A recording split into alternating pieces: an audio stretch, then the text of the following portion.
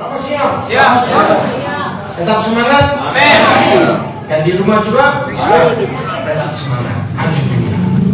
Kita terus belajar. Oke. Tadi pagi waktu saya lagi merenung, ya sambil nunggu kamar mandi pakai, tiba-tiba aku harus ingatkan tema ini. Musuh dalam selimut itu ternyata jauh lebih berbahaya daripada musuh dari luar. Dalam ilmu perang, betul atau tidak? Ini seriusnya, saya ulangi. Musuh dalam selimut itu ternyata jauh lebih berbahaya daripada musuh dari luar. Maka itu di dalam dunia spionase, ya dunia mata-mata, saudara, hampir semua mata-mata ini perang ya. Ini belum ada hubungan dengan keluarga umum dulu. Semua mata-mata itu mau jadi mata-mata, itu penyebabnya karena satu, uang.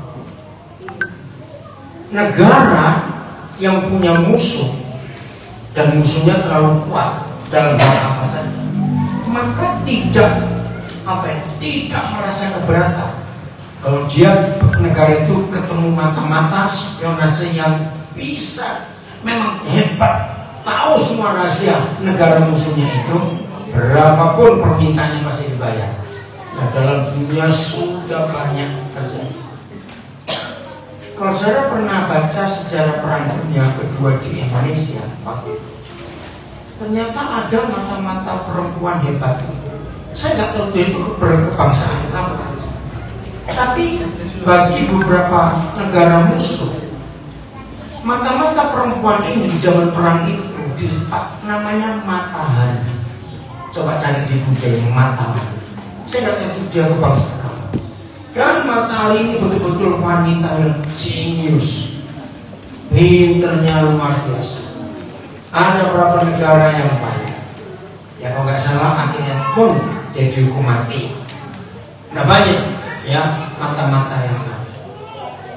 Nah maka itu musuh yang paling jahat dalam keluarga kita justru bukan dari luar, yang dari dalam, yaitu musuh dalam selimut.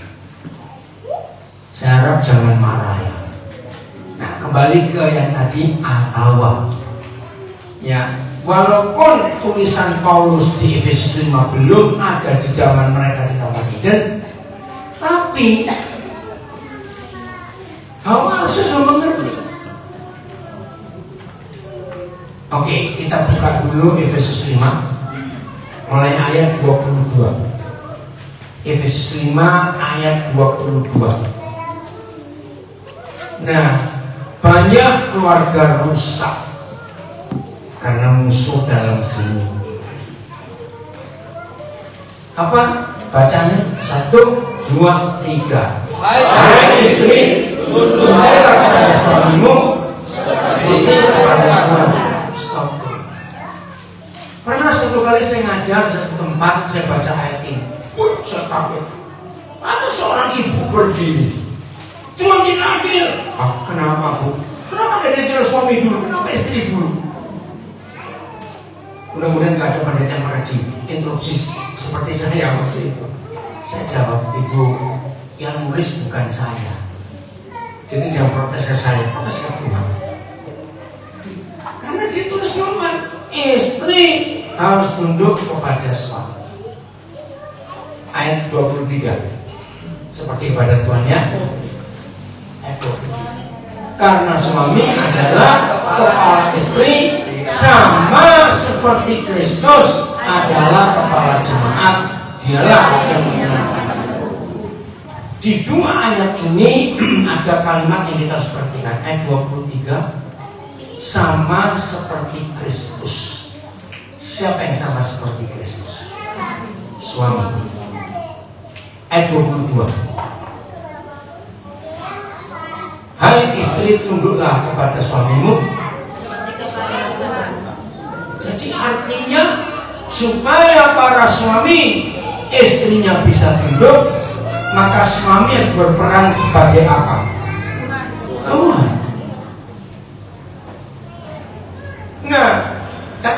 satu loh. Kalau saya pakai bahasa Indonesia versinya cuma ada satu. Dalam bahasa Indonesia Tuhan itu lawan katanya bukan setan tapi hantu. Betul nggak? Coba Tuhan. Kalau coba Tuhan jadi Tuhan. Betul nggak? Saya coba. Nah, jadi kalau suami itu bukan seperti Tuhan, berarti seperti ibu semangat. Maaf ya para suami. Nah, kalau kita tidak berfungsi sebagai Tuhan, tapi seperti hantu. Jadi istri kalau lihat suaminya ketakutan, juga anak-anak. Saya punya resep ini dari Roh Kudus. Coba ya tanya. Tadi yang si Murat sudah masuk belum? Nah, mana? Cari kan? Saya ketemu itu si Murat di depan. Mau kemana? Mau pulang.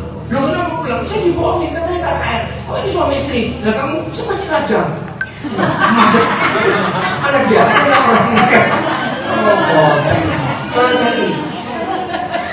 Ada nggak? Tolong cariin. Saya selalu tungguin dia jadi masuk. Terus saya tanya, nanti kamu mau punya anak nggak? Ya mau. Ya dengerin. Orang marah tuh dia. Lucu. Aneh. Mau pulang? Kemana? Oh, Bandung juga sih murah. Oke, ya. Aneh juga dong yang begitu. Dia mau menikah, nggak mau. Coba KKR, saya mau dengar foto soal suami istri. Oke, ada kan agak dia siapa itu? Oke ya. Kalau saudara punya teman baik, papa mama ya, dan teman baik itu juga baik kepada anak-anak kita. Sehingga kalau teman baik itu sudah lama nggak ke rumah, anak-anak tanya, Pak, Ma, kapan om nanti itu ke rumah? Karena teman baik itu bisa akrab dengan anak-anak. Nah, kepada teman baik kita,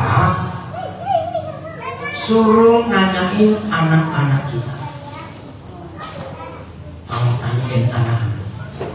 Ini ya, kalau bapaknya Tuhan tuh, tapi bukan Tuhan. Tanyain anak-anak. Om tante tanya, kamu tuh senangnya bagaimana? Kalau bapak di rumah atau enggak di rumah? Biasanya anak-anak kepada teman baik kita yang apa itu akrab itu, anak-anak jujur nggak ngomongnya? Jujur. Nah, sekarang bayangkan, kalau anak-anak kita jawabnya serentak, oh, kami senang kalau bapak nggak pulang. Berarti bapaknya serius itu. Ada nggak bapak seperti hantu? Galaknya setan kalah galak dengan orang ini. Ada seperti itu. Dikit-dikit pukul, dikit-dikit bantah. Oh, kasihan istrinya, kasihan anaknya. Nah, jadi para suami supaya istri kita hormat, maka kita harus mewakili Tuhan. Ada wibawa Tuhan di hidup kita. Mazmur 128. Mazmur 128. Mulai ayat 1. Mazmur 128 mulai ayat 1. Nanti kita lihat. Judulnya apa di Alkitab saudara? Judul. Berkat atas rumah tangga itu dulu. Berkat atas rumah tangga. Nanti kita akan melihat di tangan siapa berkat itu. Ya, jelas sekali Alkitab ini. Ya Pak. Baca secara 1, 2. Nyanyian darah. Berbahagialah setiap orang yang takut akan Yahweh, yang hidup menurut jalan yang ditujukannya. Kita belum tahu ini siapa yang dimaksud, tapi jelas ciri-cirinya orang yang takut akan Tuhan, bukan takut pada hantu. Yang hidup menurut jalan ditunjukkannya. Ayat 2. Apabila engkau memakan hasil jerih payah tanganmu, berbahagialah engkau dan baiklah keadaanmu. Senang nggak jadi orang seperti ini? Wah, luar biasa. Tapi kita belum tahu siapa orang ini. Ayat 3 menjelaskan. Begitu kalimat pertama kita baca, ayat 3, istrimu. Nah, stop dulu.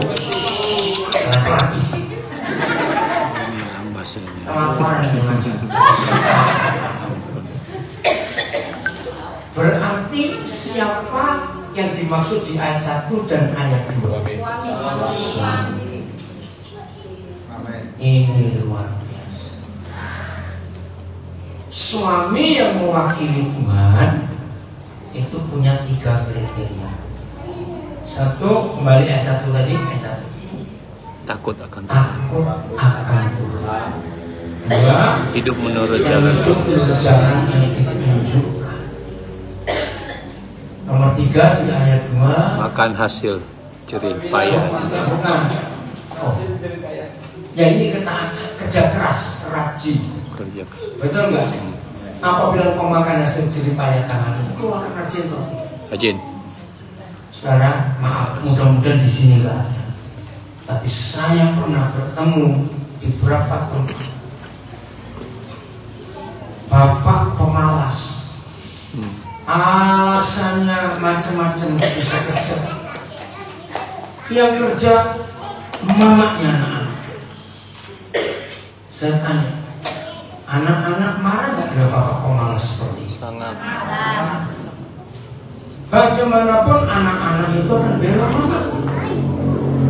Jadi kalau anak-anak lihat bapaknya pemalas, tiap kali mau kerja alasannya tuh sakit pinggang, sakit kepala, sakit terus. Nah maka itu 3 syarat ini harus dimiliki oleh setiap suami. Kalau setiap suami memiliki 3 syarat ini, apalagi apa saja tadi? 1, takut. 2, hidup berjalan menurut jalan yang ditunjukkannya. Nomor 3, rajin. Jadi sampaikan kepada keluarga teman-teman kita, kalau sampai ada bapak nggak dihormati anak-anaknya, salah satu penyebabnya kemungkinan bapak ini pemalas. Betul nggak? Makan, tidur dari uang istri, itu suatu kejahatan. Nah, inilah suami yang mewakili Tuhan dalam hidup keluarga. Ayat 3. Istrimu akan menjadi seperti pohon anggur yang subur dalam rumah. Ya. Terus anak-anak suami yang takut akan Tuhan seperti itu seperti tunas pohon zaitun sekeliling meja. Ini luar biasa. Ayo kita buka apa fungsi anggur dan apa fungsi zaitun minyak. Mazmur 104 ayat 15. Mazmur 104 ayat 15. Ingat ya, anggur dan minyak zaitun. Dan anggur ya, ayo, menyukakan hati manusia. Siapa anggur tadi? Istri. Ternyata berkat atas keluarga itu di tangan suami. Suasana bahagia di rumah itu di tangan istri. Ayo, siapa pernah ngalami ini? Maka itu sekarang kalau saya ngajar nggak ada bau-bau istilah teologi sedikit pun, tidak ada. Karena itu buat rumit dan rumit. Tapi kalau saya mengajar selalu dalam masalah fakta sehari. Saya tanya, siapa pernah punya pengalaman seperti saya? Saudara bertamu ke rumah seseorang yang saudara baru kenal. Begitu masuk rumah itu, wih, rapi, bukan orang kaya, nggak ada barang-barang mewah, sederhana, tapi suasananya enak, rapi. Lain kali saudara ke rumah orang lain, wih, rumahnya gede, jelas orang kaya. Tapi masuk rumahnya kok berantakan Bapak. Maaf, jangan tersinggung dulu ya. Ini saya ngomong umum. Langsung kita akan menyebut siapa? Jujur semua ini.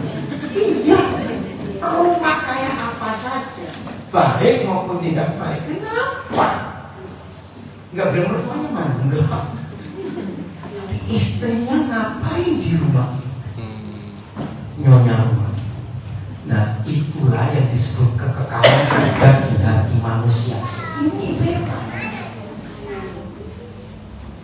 Maka itu yang cari uang secara logika itu suami, kerja keras. Tapi yang ngurus rumah itu istri. Suasana rumah seperti apa itu istri. Karena dia pembagian tugasnya.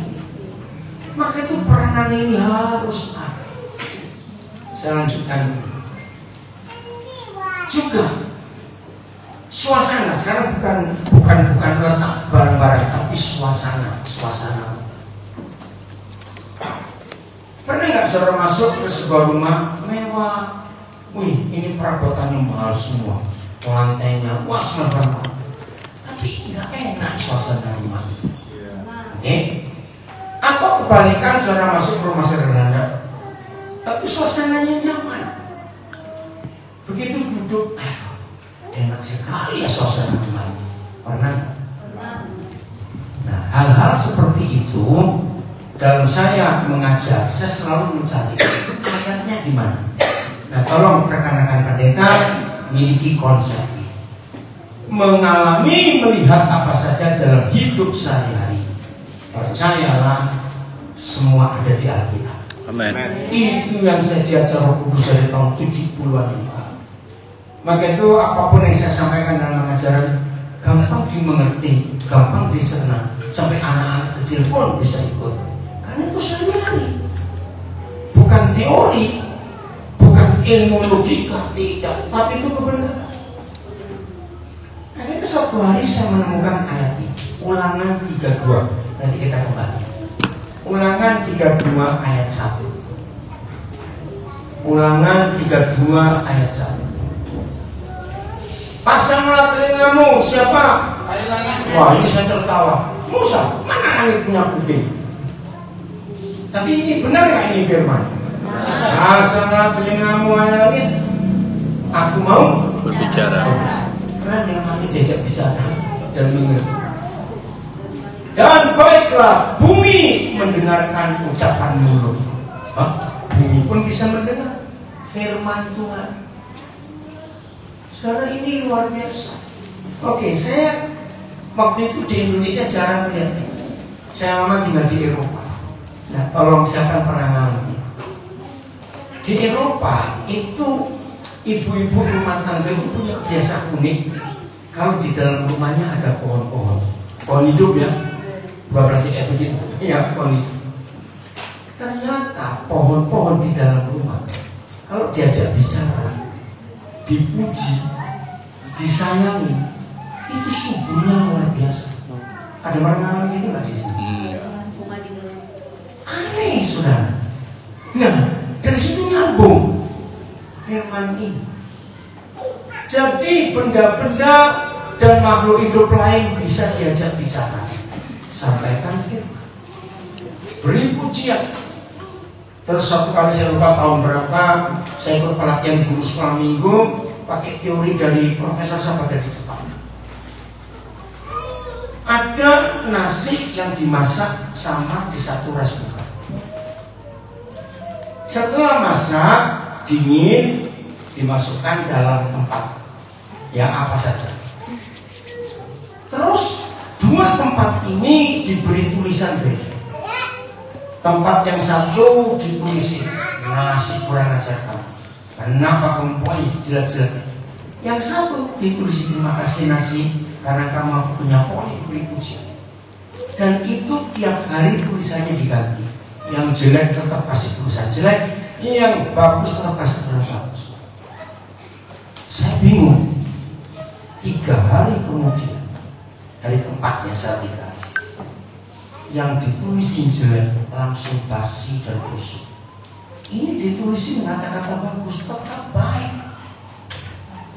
Saya percaya, nggak percaya, nggak bisa lihat sendiri. Coba dengan percobaan seperti itu. Kenapa Bu? Satu fakta.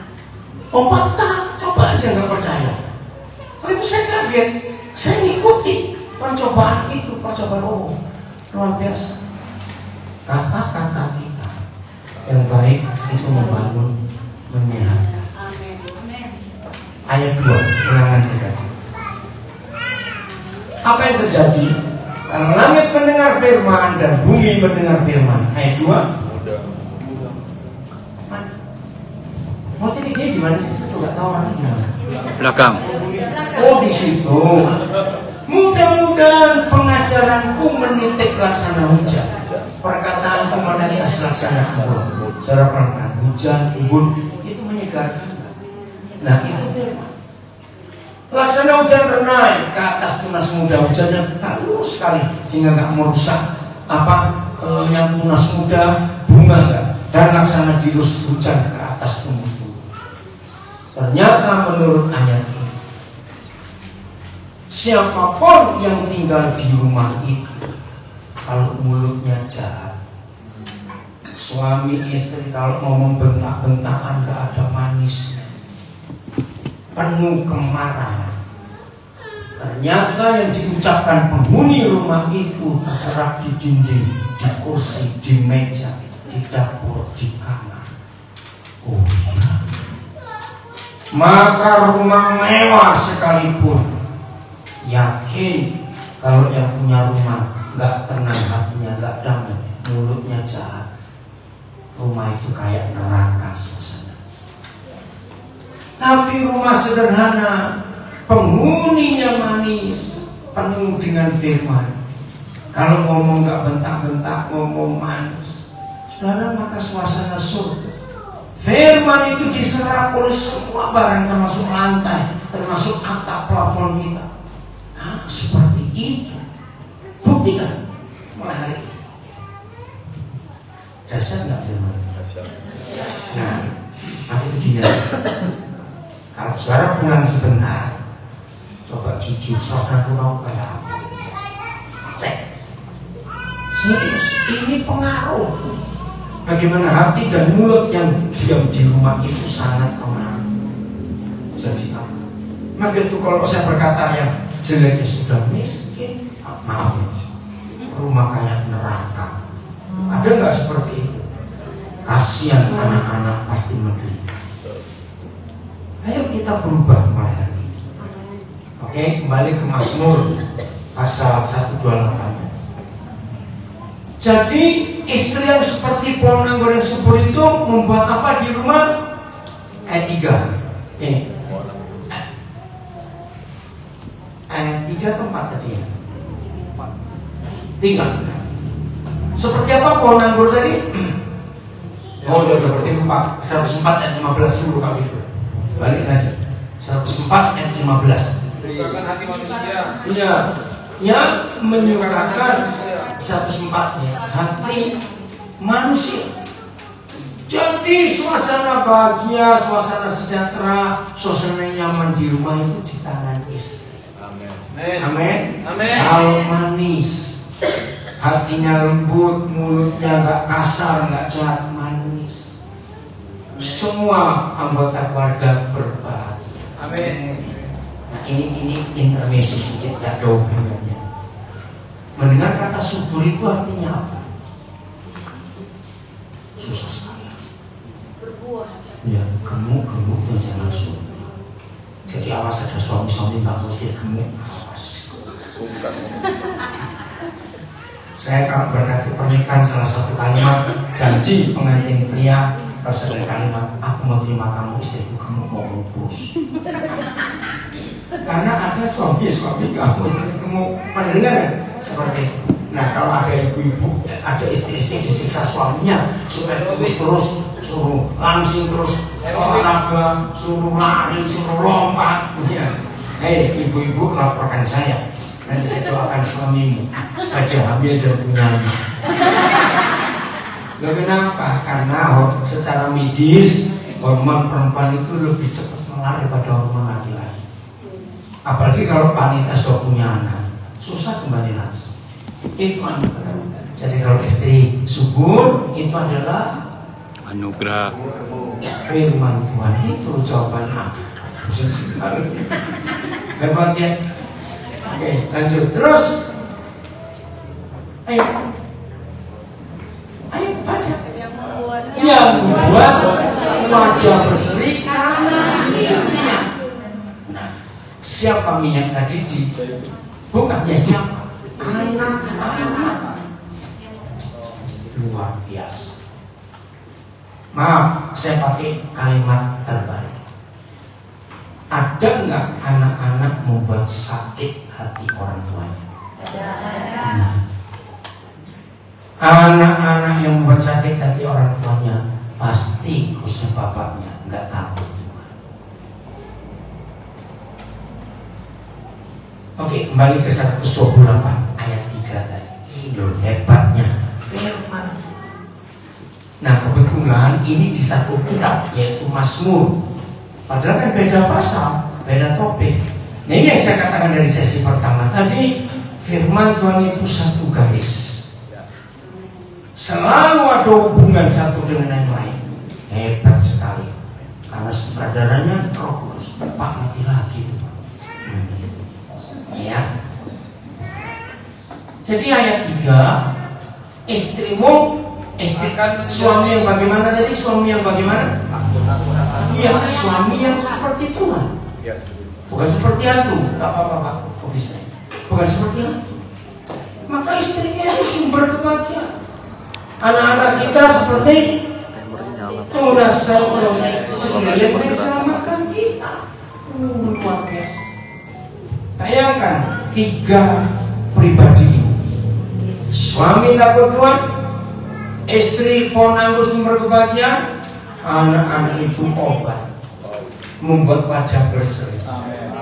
Buat kebanggaan orang tua. Nah, catat. Ini yang dibenci setan. Betul? Kenapa setan benci barang ini? Karena ini surga di dunia. Betul tidak? Kalau semua keluarga mempraktekkan hukum ini, wih dahsyat. Semua keluarga mewakili surga di dunia ini. Ini keren sekali. Jadi perwakilan surga, catat, maaf, bukan gereja. Tidak. Gereja itu buatan manusia. Maka itu Tuhan tidak pernah meminta gereja mewakili surga. Keluarga itu wakil surga. Amin. Amin. Maka itu lembaga pertama yang dibuat oleh Tuhan, bukan gereja, bukan pemerintah, tapi apa? Keluarga. Adam dan Hawa. Itu lembaga pertama. Dan keluarga inilah yang mewakili surga. Maka itu kalau ada orang yang ingin tahu, tolong beritahu saya surga itu seperti apa, surga itu di mana? Hari ini semua kita harus menjawab, ayo ke rumahku, nginap di rumah. Amin. Itu luar biasa. Rumah itu wakil surga. Haleluya. Ini contoh ya. Kasih kami lucu sekali. Satu hari bapak mama bilang kepada anak-anak di rumah, besok ada tamu, harus baik-baik, manis-manis, jangan ikut. Nah, setelah 3 hari tamunya belum pulang. Anak-anak tadi, kapan tamunya pulang? Itu kenapa kira-kira? Gelisah. Ayo jawab, kira-kira kenapa? Anaknya capek main sandiwara. Loh, betul nggak? Nah, berarti kita selalu didikan anak kita. Maka itu anak-anak itu luar biasa. Nah, kalau sampai Tuhan memilih keluarga kita, itu wakil surga. Surga itu cuma diwakili dengan satu kata, Saya ulangi. Surga itu hanya diwakili dengan satu kata. Siapa bisa jawab? Salah nggak Pak? Ya, surga itu hanya bisa diwakili dengan satu keadaan. Keluarga. Bukan keadaan. Damai. Betul? Karena rajanya raja damai. Nah, setan nggak suka damai ini. Begitu setan melihat suami istri harmonis, berarti ada damai tidak? Ada. Langsung dia cari masalah. Untuk damai itu sendiri. Tolong ya, suami istri mulai hari ini merusak damai di keluarga. Setan itu nggak perlu tenaga berat-berat, nggak perlu sampai nggak perlu. Cukup satu hal kecil, tersinggung. Para suami istri tersinggung. Nah, itu kalau suami istri rajin tersinggung, berarti mereka keluarga itu langganannya setan. Tahu kata langganan? Member. Karena setan tahu gampang ini dua orang. Ayo jujur. Suami istri bisa tersinggung, gampang tersinggung, sering tersinggung. Itu kan hal besar atau hal kecil? Kecil. Ayo jujur. Seharusnya makin panjang usia pernikahan kita, makin kenal nggak? Dua orang ini makin kenal nggak? Harus dong. Mau tiap hari di rumah, ngapain kamu nggak kenal tiap hari di rumah? Nah, harusnya perkara-perkara kecil sudah bisa kita ketahui nggak? Hati-hati. Setan nggak. Tapi faktanya, bagaimana banyak suami istri? Loh, faktanya apa cepetan? Terus diganggu, nggak kenal betul. Tolong ya, ibu bapak, suami istri mulai hari ini, bapak mama, jangan beri kesempatan kepada iblis. Karena kita tahu apa maksud. Dan maksud iblis mengganggu rumah tangga kita cuma satu, supaya surga ini hancur dan jadi neraka. Dengan pertanyaan saya, iblis berhasil? Ya jawab dong, iblis berhasil enggak? Berhasil. Ngeri sekali. Siapa yang membuat iblis berhasil? Kita. Karena tersinggung tadi, tidak mau mengampuni. Saudara, mengerikan sekali kalau ini terjadi dalam keluarga kita. Harusnya kita tahu bahwa itu caranya iblis merusak rumah tangga kita dengan mencuri damai supaya perang terus kita. Lagi sekali, perkara besar atau perkara kecil, hal kecil hal besar yang iblis buat kemudian kita tersinggung. Kecil. Maka itu jangan kita kalah mulai hari ini. Setuju? Begitu ada mulai panas hati tersinggung, langsung ampun. Karena inilah kuasa yang Tuhan beri kepada kita, yaitu kuasa untuk mengampuni. Begitu kita mengampuni, maka damai gak sempat dicuri oleh iblis. Yohanes 20 ayat 23. Yohanes 20 ayat 23. Maka itu yang suka dendam, sulit mengampuni, rugi di hidup saudara, rugi besar. Ya. Jikalau kata saya, kata kamu ganti saya. 1, 2, 3. Jikalau saya mengampuni dosa orang, maka dosanya diampuni. Stop dulu. Ini otoritas tertinggi yang Tuhan beri kepada gereja.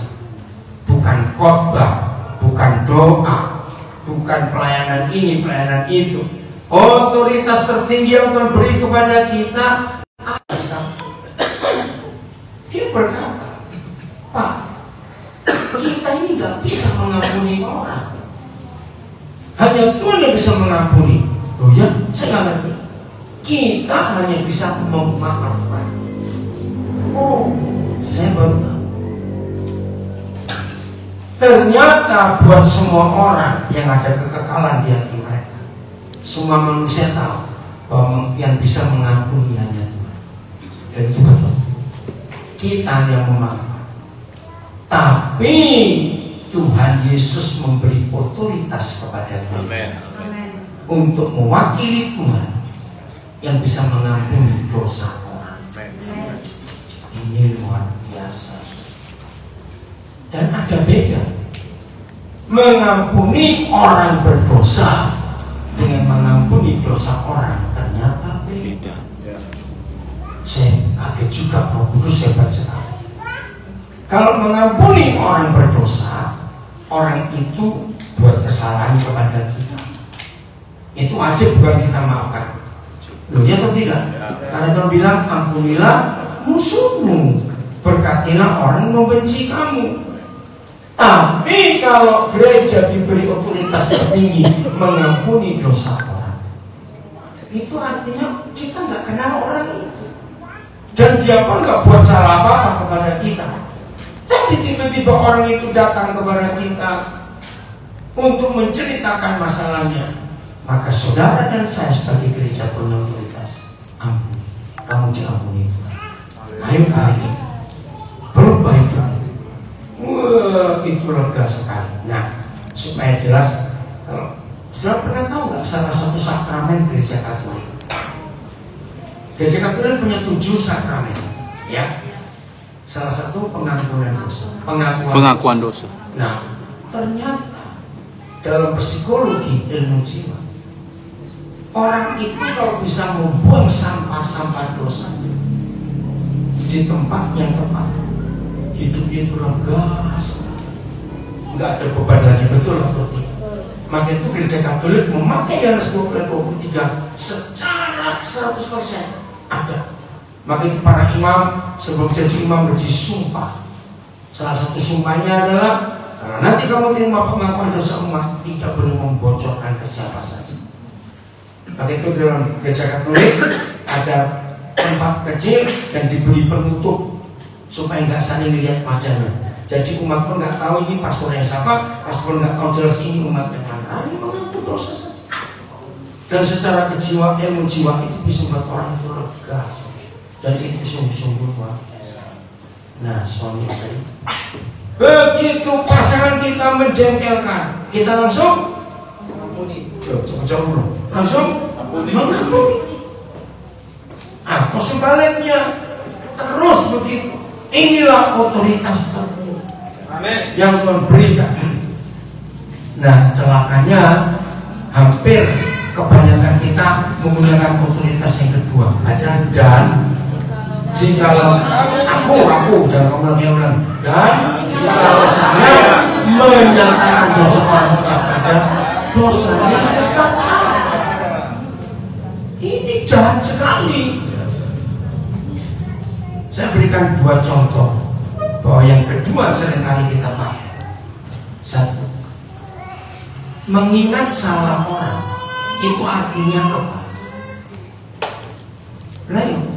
Mengingat salah orang, ingat terus salahnya orang itu artinya apa?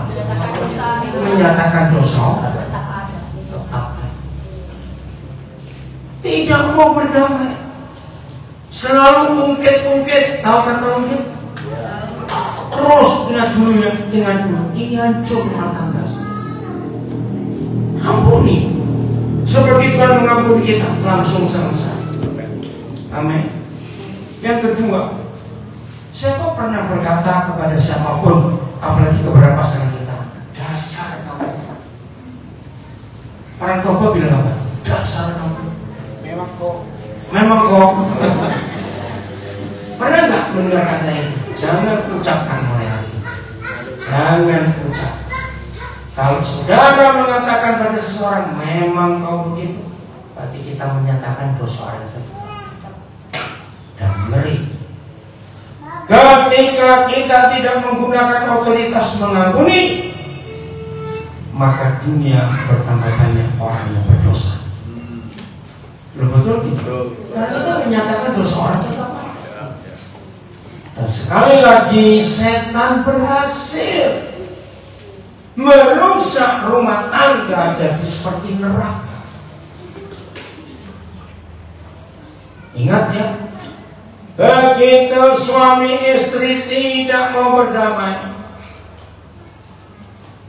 korban pertama itu pasti anak-anak. Betul tidak? Betul. Menderitalah mereka gara-gara keegoisan kita, kesombongan kita, tidak mau meredakan hati. Bagaimana bentuk pengampunan? Aduh, rumus luar biasa. Mengampuni itu nggak cukup hanya ngomong yaudah aku ngampuni kamu. Nggak cukup. Tapi perlu tindakan. Begini tindakan mengampuni. Siapa yang percaya di dunia ini nggak ada orang yang nggak bisa buat salah? Jawab. Semua orang. Betul? Kenapa kemarin? Kemarin kita pernah salah tak? Salah sering. Sering tak pernah? Jangan salah jawab. Betul? Hari ini bisa salah lagi nggak? Bisa. Yakin? Walaupun tadi pagi kita baru doa Tuhan tolong. Hari ini saya nggak mau bersalah. Wah, jaga mulut. Aduh. Pakai ini. Sabar. Aman. Ya. Nah, dengar. Hari ini tetap bisa salah? Salah. Betul? Betul. Kemarin? Bisa. Sering. Salah. Hari ini? Salah. Bisa salah. Besok? Akan Bisa. salah. Lagi. Betul gitu? Jadi tiap hari hobi kita Salah. Nah, itu hobi tuh. Hobi.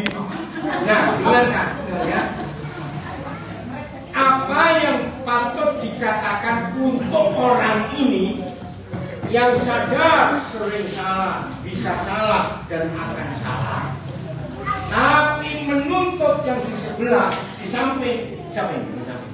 Istri, pasangan.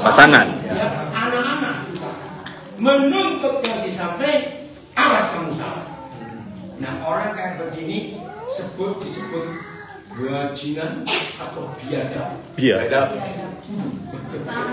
Enggak, beda. Bajingan masih lebih baik daripada biadab. Kenapa? Biadab. Jawab, kenapa biadab? Karena sadar Sering salah. salah. Hari ini bisa salah, besok akan salah. Tapi menuntut yang di sebelah bersalah. Ini biadab. Apa itu definisi biadab? Saya cari kamu sendiri. Nggak bisa nemukan sendiri. Biadab itu bajingan tingkat tinggi. Bajingannya bajingan. Ya, saya baru belajar selama seminggu perjalanan ini. Ya, ternyata ada beberapa marga harus ditambah silang. Itu paling tinggi. Silang. Kalau saya salah marah pendeta Armand. Tarigan silangit. Kenapa? Tarigan silangit. Nah, tarigan silangit karena paling tinggi, nggak ada lagi di atas langit ada apa? Nah, saudara, Tuhan gak suka orang sombong. Salah. Menentang gak suka. Masih ingat Yakobus? Tuhan menentang orang sombong. Ini bukan cuma gak suka. Ditentang gimana? Mati. Oh, itu. Maka itu ketika suami istri tidak menggunakan otoritas pengampunan, rumah tangga kita hancur. Anak-anak jadi korban. Ingat itu, bukan keegoisan. Jadi ini arti mengampuni. Saya berikan pertanyaan dulu sebelum ada pengampunan. Suka nggak disalahi dan disalahkan? Saya jawab, suka nggak disalahi dan disalahkan? Biadab. Loh kenapa? Kalau kita nggak suka disalahi, kita nggak suka disalahkan, suka nggak menyalahkan orang lain, nggak suka biadab. Loh betul. Kalau kita nggak mau disalahi, kita nggak mau disalahkan, ya jangan Maunya orang lain. mau jawab. Kalau kita nggak mau disalahin, nggak mau disalahkan, ya jangan Nyalakan. ya sudah. Itu manusia. Saya cerita lagi. Pinter nggak kita kalau lihat salahnya orang? Pintar. Sini pintar. Pinter banget. Tapi melihat salah diri sendiri, Bodoh banget. bodoh banget. Betul, itu manusia. Nggak ada yang sempurna. Nah, kalau suami istri sadar akan hukum ini, begitu yang di samping kita bersalah dan kita disalahkan atau disalahi, harusnya kita tertawa. Ya. Kenapa harus tertawa? Ayo, kenapa tertawa? Sama. Lupa. Betul nggak? Kita sama nggak? Sama apa? Sama biasa. Sama saja. Nah, begitu yang samping kita buat salah dan kita sadar, aku juga sering salah, terus tertawa, pelukan, nggak ada perang lagi. Dua-dua tertawa, iya ya, sama-sama salah. Jadi aman ya. Aman. Itu arti kata mengampuni. Bagaimana cara mengampuni? Pelukan. Apa? Pelukan. Pelukan. Pengen pelukan terus ini. Sebelumnya di rumah. Menyadari Bahwa sama-sama bahwa sama-sama sering salah. Kalau dua-dua tertawa. Saudara percayalah, kalau bapak mama seperti ini kelakuan, anak-anak bahagia. Amin. Siapa yang percaya anak-anak sering capek kalau papa mamanya berantem? Betul? Anak-anak capek kalau mereka lagi di rumah. Kalau papa di dapur, mama di atas. Kalau mama di ruang tamu, papa di dapur. Ini dua orang ini. Lu betul tidak? Siap mereka. Tuh, pakai tayo berdamai. Siap? Siap. Dan berdamai itu dimulai di tempat tidur. Ya, betul. Ibrani 13 ayat 4. Lihat ini firman Tuhan. Berdamai itu dimulai di tempat tidur, bukan di pasar, bukan di kios, bukan di ruang tamu, di tempat tidur. Ibrani 13 ayat 4. Ayo baca ini masih di atau ya belum nyambung. Baca kita 1, 2, 3. Hendaklah kamu semua menghormat terhadap kalian. Janganlah orang mencemarkan tempat tidur pernikahan. Pernikahan itu harus tambahin. Kalau bahasa Karo ada, saya sudah baca, dibacakan Pak Tarikan. Nah, kalau bahasa Toba, coba ada yang bawa bahasa Toba. Di sini lebih banyak Karo atau Toba? Coba. Oh, sini banyak Toba. Coba bahasa Toba saya minta. Tempat tidur pernikahan kita jangan dikotori, jangan dicemarkan, jangan dinajiskan. Kapan tempat tidur pernikahan kita najis? Kalau ada persindalan dan perjinan. Jadi harus ada damai di tempat tidur supaya nggak najis. Maaf ya, maaf. Sangat Sangat pardongan sari peon dinasa luhut. Oh, yang kuat berdiri Ben. Suaramu kecil. Ini bahasa Batak. Sangat pardongan sari peon dinasa luhut. Jala unang ramun parsaoran pardongan sari peon. Ai uhumon di debata doaka permainan dohon pangalaku. Yang tempat tidur itu ada perkawinan. Pangalah. Bahasa Indonesia nggak ada. Iya, nggak ada. Nggak asal tempat tidur suami istri. Masih ingat perjanjian lama? Setiap hari Tuhan hadir suatu tempat, pasti ada firman tempat ini kudus. Ya, betul tidak? Kalau satu-satunya ayat di seluruh Alkitab yang diminta untuk dikuduskan itu tempat tidur kita, tempat tidur pernikahan kita. Berarti ada siapa di sini? Suami Ada istri. Tuhan. Ada Tuhan. Kapan Kapan kotornya tempat tidur kita? Istilah saya, bukan karena terlalu sibuk 3 bulan sempat suci spray, bukan. Tempat tidur kita najis waktu ada persundangan berzina. Masih ingat hukum Kristus? Berzina itu nggak perlu ketemu orangnya. Berzina nggak perlu pelukan. Berzina nggak perlu di tempat tidur.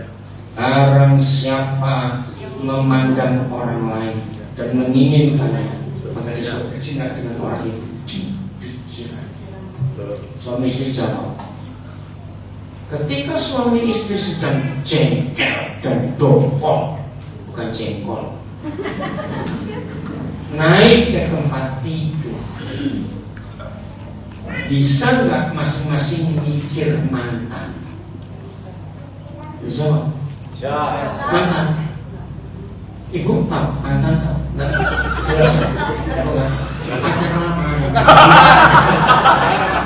Enggak mantannya. Oh hebat. Jadi cinta pertama dengan tamang. Enggak misalnya. Boleh mantan.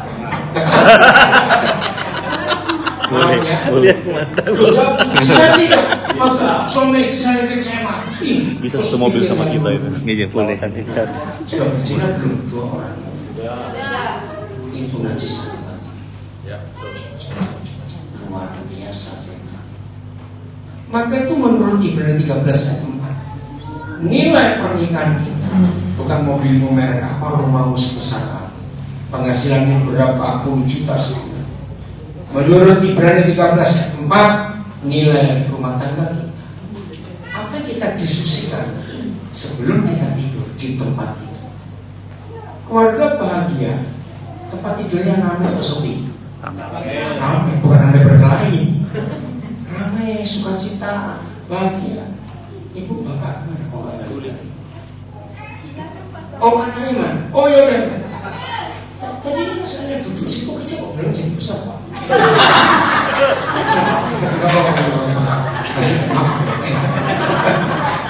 Ini tutup deh. Ini jadi kalau saya ngajar saya suka perhatikan orang kemana untuk nggak balik-balik. Ya. Dengarnya lanjut. Jadi Tuhan itu hadir di tempat tidur pernikahan kita. Ngerti ya? Jangan kotori tempat tidur kita. Ada Tuhan di sini. Amin. Maka itu keluarga tidak harmonis, tempat tidurnya masih sepi. Kenapa sepi? Karena ada yang dibicarakan. Sebab ngomong panjang salah, ngomong pendek salah. Gak usah bicara. Pernah begitu? Nah, ada setan di tempat tidur. Karena suami istri tidak berdamai. Keren ya. Nah sekarang musuh dalam selimut. Kalau disebut musuh dalam selimut pasti di tempat tidur. Karena nggak mungkin orang selimutan di jalan.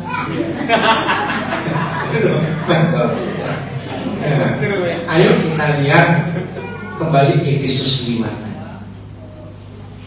Setan itu merusak rumah tangga dengan cara yang sangat lihai, licik, pintar. Betul kesalahan kalimat saya? Sangat. Maka itu kita harus berjaga-jaga dalam rumah tangga kita. Efesus 5:22. Hai istri, tunduklah pada suamimu seperti kepada Tuhan. Saya cuma ingin ngomong aja. Tunduklah. Apa yang terjadi kalau huruf U pertama diganti A? Tunduklah. Tunduklah suamimu. Maaf ya. Maaf. Banyak atau sedikit istri jadi suami di rumah. Banyak. Soalnya dia yang senang. Ternyata salah satu yang dirusak oleh iblis, fungsi ini dibalik. Harusnya suami itu kepala, tapi istri ambil alih. Biasanya ada berapa penyebab? 1. Ketika suami ini masih anak-anak, dia tinggal dengan orang tua yang memimpin di rumah itu mamanya. Bapaknya di rumah nggak ada wibawa sama sekali. Pernah lihat keluarga seperti itu? Bahkan tidak sedikit istri-istri mulutnya jahat di depan orang yang bukan anggota keluarga bisa menjelek-jelekkan suaminya. Pernah nggak dengar? Kalau saya ketemu istri begitu, saya mau masuk ke mesin cuci saja, diputar di sini. Istri kurang ajar.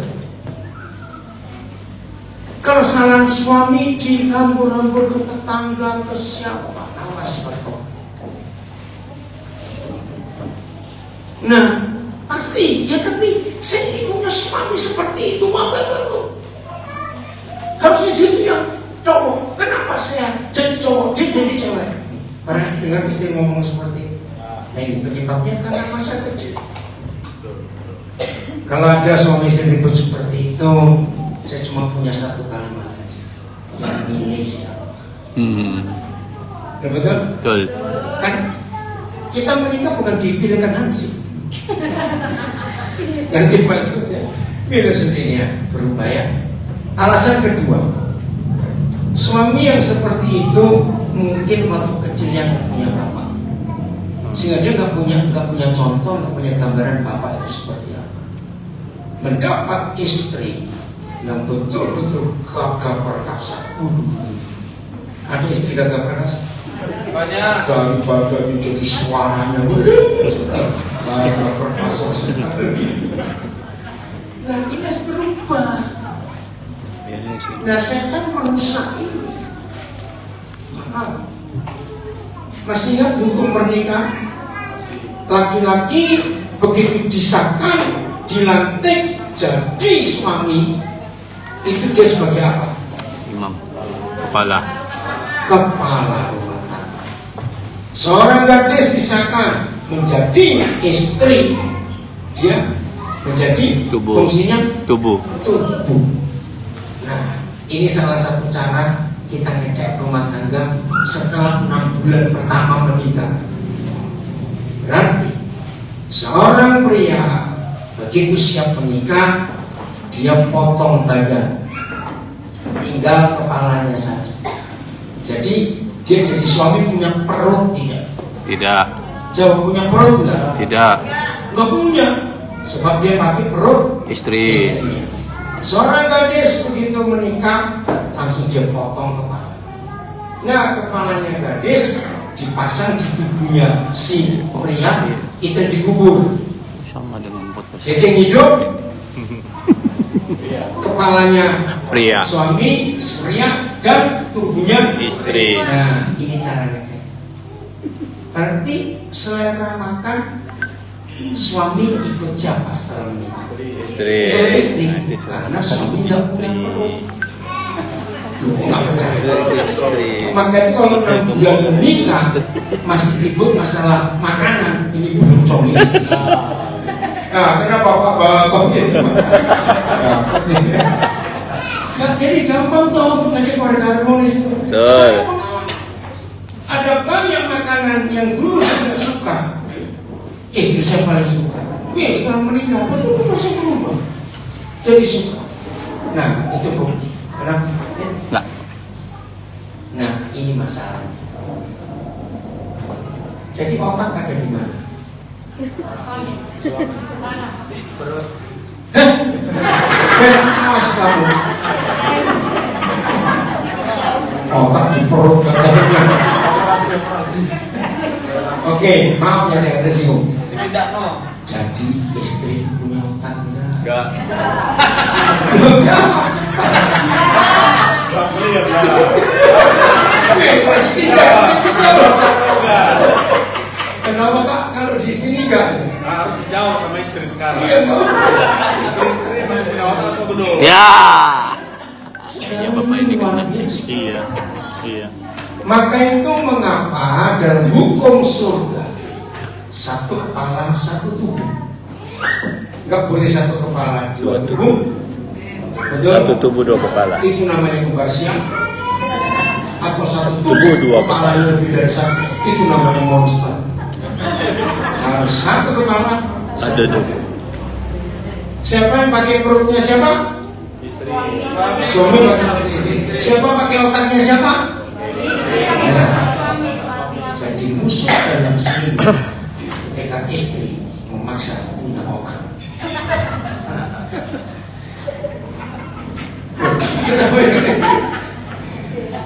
Bayangkan, ya, ini ilustrasinya Pak.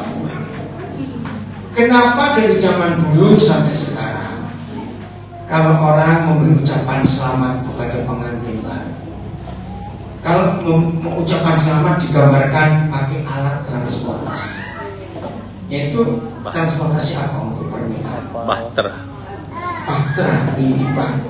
Walaupun dulu memang cuma ada kapal, belum ada pesawat, belum ada kereta api, belum ada mobil.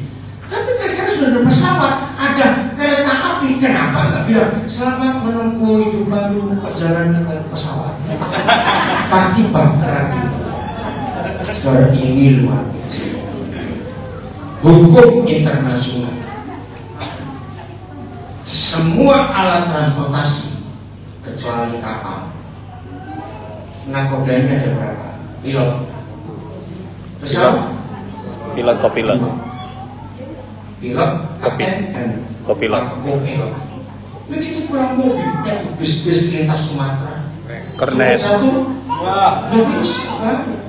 Kereta api juga masinis ada. Ini berapa hari kami perjalanan jauh, saya nggak dihitung kilometernya berapa, tapi begitu semua.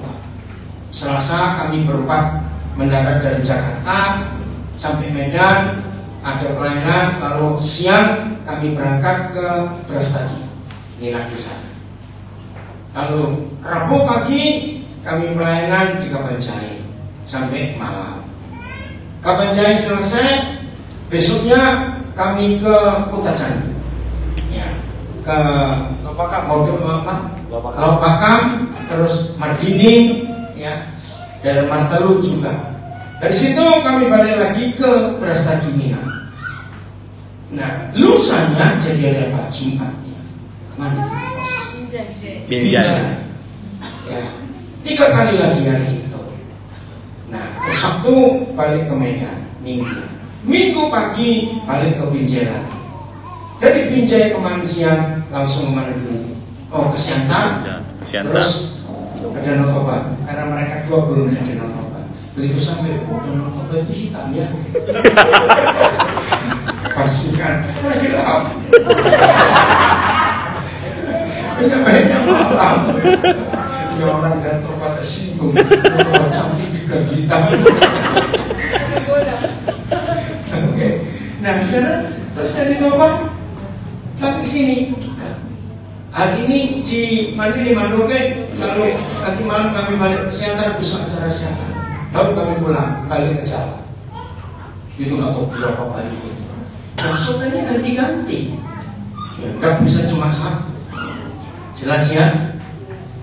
Kapal bisa nggak 2 nakoda? Coba jawab. Ya. Kenapa dia? Kalau kapal 2 nakoda, kapalnya nggak jalan. Sebab 2 nakoda ini perang. Mau kemana? Kiri? Enggak, aku mau kanan. Aku mau kiri. Saudara dengar. Papa mama yang otaknya 2, anak-anak yang menderita jadi korban, bingung mau dibawa kemana anak ini. Maka itu mulai hari ini kita semua harus sadar. Seandainya Hawa menuruti firman Tuhan, begitu setan datang menawarkan itu, sederhana, setan tunggunya aku ambil suami. Percaya dunia yang lain ceritanya? Percaya. Ayo semua kita bertobat. Jadi siapa musuh dalam sini? Bagian terakhir. Hakim-hakim 13. Hakim-hakim 13. Mulai ayat 2. Pada waktu itu ada seorang dari Zora, dari keturunan orang Dan namanya Manoah. Istrinya mandul, tidak beranak. Ya,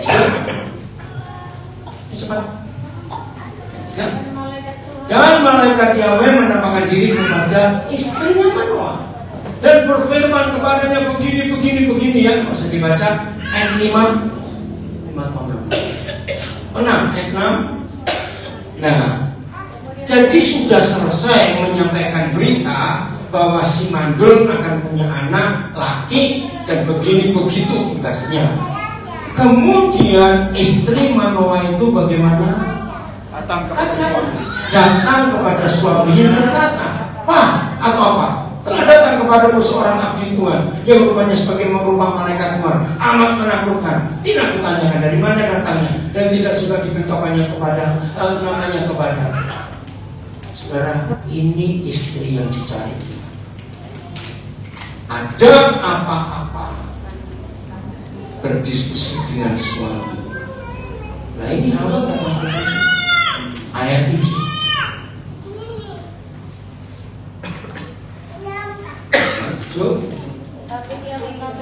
Ya, tetapi ia berkata kepadaku, engkau akan mengandung. Enggak usah dibaca ya, karena ini penjelasan istri pada suami. Ayat 8. Lalu suami memohon kepada Yahweh, kata, "Ya Yahweh, berilah kiranya abdi Tuhan yang kau utus itu datang pulang kepada kami dan mengajar kami apa yang harus kami perbuat kepada anak-anak kita." Suami istri, setelah kita menikah, kurangi kata aku sayang, harus sering berkata kami. Artinya selalu berdua. Kami. Yang berdoa siapa? Yang berdoa siapa ini? Suami. Lihat sendiri. Luar biasa. Tuhan apa itu? Jelas Tuhan mendengar permohonan suami. Tapi dijawab siapa? Ini aneh. Yang dijawab siapa? Istri mengandung. Istri. Sehingga malaikat Tuhan datang pulang kepada istri itu. Situasinya sama. Ketika istri duduk sendirian di padang. Ketika yang Manoah, duduk di tengah Manoah, semuanya tidak ada bersama-sama dengan Tuhan. Apa yang diperbuat oleh istri? Tapi sebelum itu, ini hal yang luar biasa. Yang doa siapa tadi? Yang dijawab istri.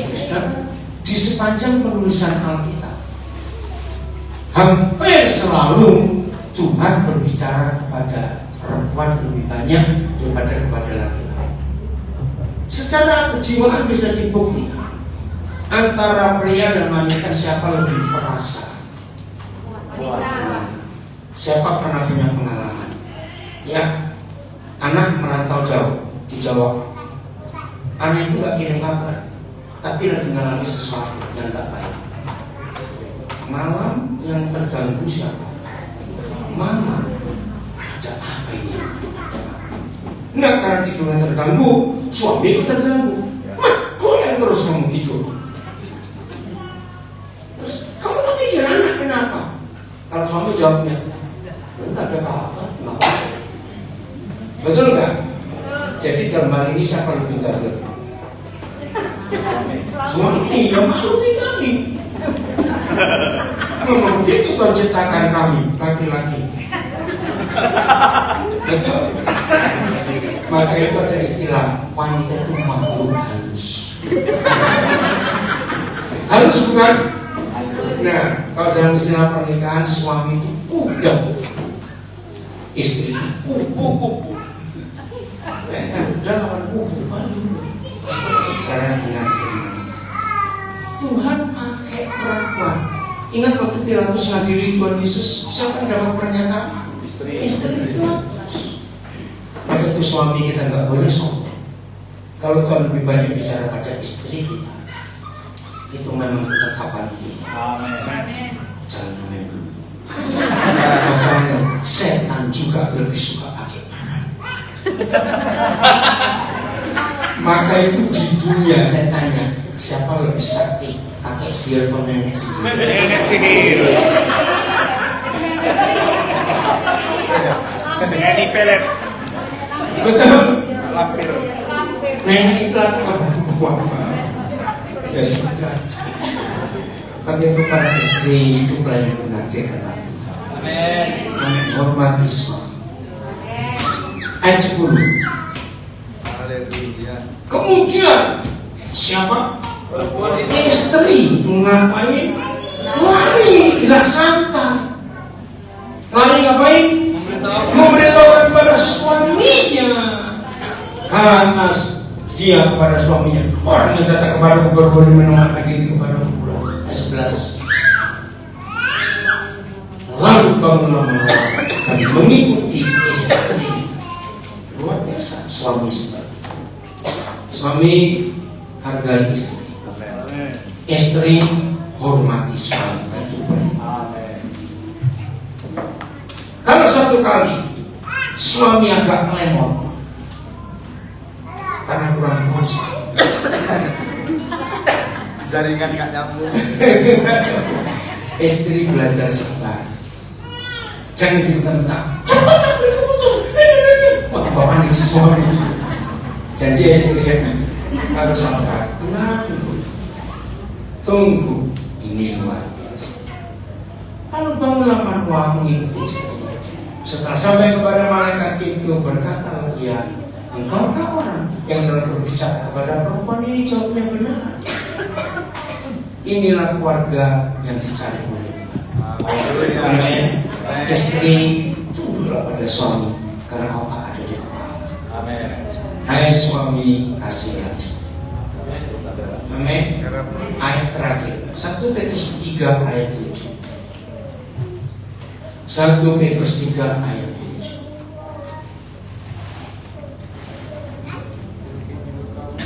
Ayat 7 bukan 11.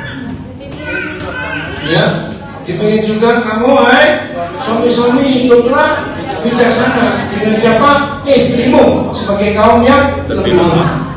Hormatilah istrimu sebagai pewaris, teman pewaris dari kasih karunia, yaitu kehidupan, supaya doamu jangan terhalang. Ayat ini keren sekali. Bahasa gereja doa itu nafas. Betul? Nah, kalau nafas suami terhalang, berarti suami kena asma. Orang tua apa bila apa sebenarnya? Sosak. Orang tahu? Setak. Bengek. Nah, kapan suami sesak nafas? Aja. Ketika tidak menghormati istrinya, jahat kepada istrinya, semena-mena pada istrinya. Maka itu para istri kalau suami muja senyum saja. Percaya lama mati dia. Dan sesak nafas. Maka itu udah istri-istri. Kalau suamimu gila jangan ikut gila juga. Kasihan anak-anak ikut 2 orang gila di rumah. Setuju? Jadi gila biar satu saja. Tunggu aja bertobat atau mati. Hebatnya Tuhan menjamin istri itu luar biasa. Tuhan memberkati kita semuanya. Ayo, saudara. Kita berkati kita.